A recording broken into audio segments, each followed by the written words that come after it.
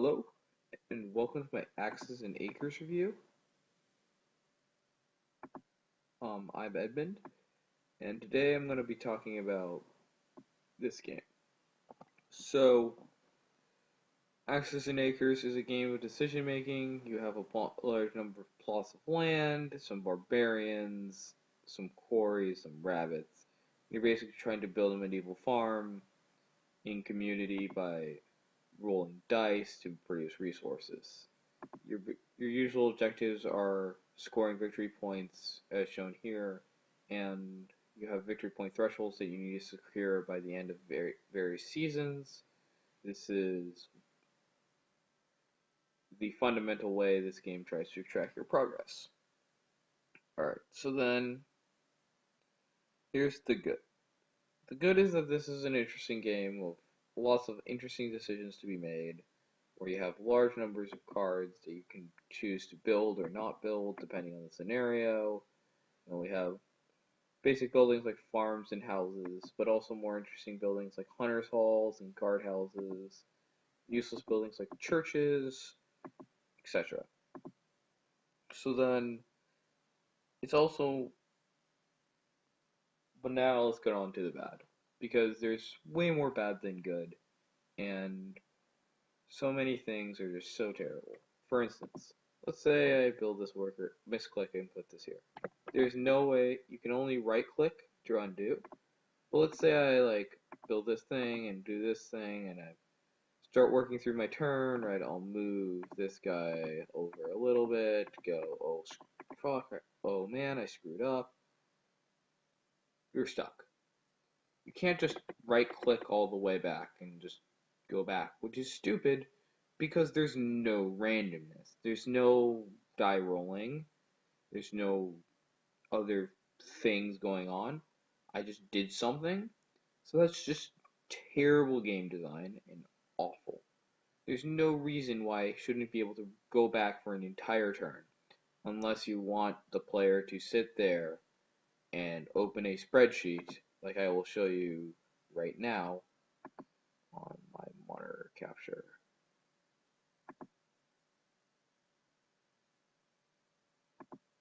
Like you can, unless you want people to open a spreadsheet up and just go, well, you know, here's my huge spreadsheet of calculations, let's just run the numbers and determine which option should I go for.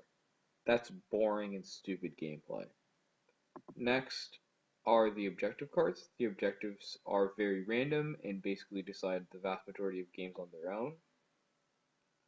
Um, some of the objectives sort of try to be interesting, but ultimately, if you get an objective like build a road, build a building, you just win because you get extremely efficient points, as I'll show you here in my calculation folder. We have,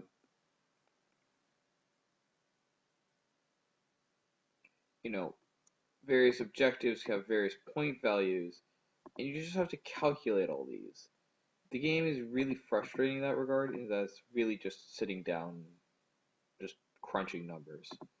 Alright, so then, the other thing Axes and Acres is about is sitting down in front of your computer, opening Notepad, I guess is probably the best thing to do, and just writing down your turn in order, exactly how many resources you'll have at the end, exactly how many resources you have at the beginning, because mistakes are very critically bad in this game, and this game basically makes tiny misclicks worth kill you.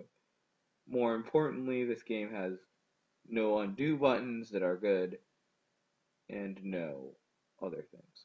So if you want a game that's about economic calculation and sitting down in front of your spreadsheet for hours, I might suggest a job in the financial sector instead of playing this game. Another thing that really frustrates me about this game is how bad so many different components are. There's so many things which I could name and go, this was terrible design, you should never have made something like this. Start with these objective cards. These objective cards are in no way balanced.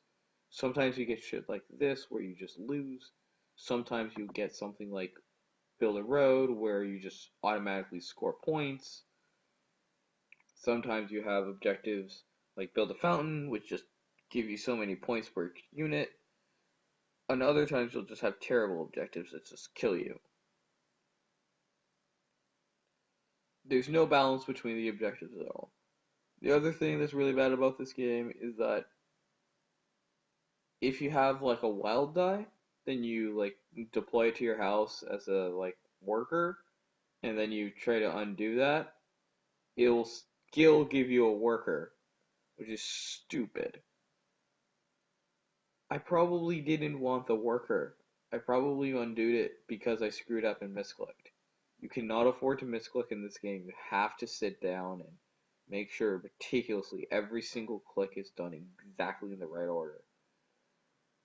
Next, this game is really bad because it's got oftentimes almost no decision making. Now, I intentionally made a mistake here so we could show this, but very often, like, your game is decided by opening your spreadsheet with a lot more calculations than this. I have a bigger spreadsheet, and just like going, oh, this is the most VP per action per die per action efficient option.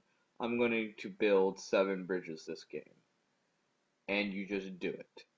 You aren't making decisions, you're just meticulously optimizing tiny little improvements in your gameplay, trying to make sure everything is done. And remember my massive notepad typing out everything? That's exactly what this game is about.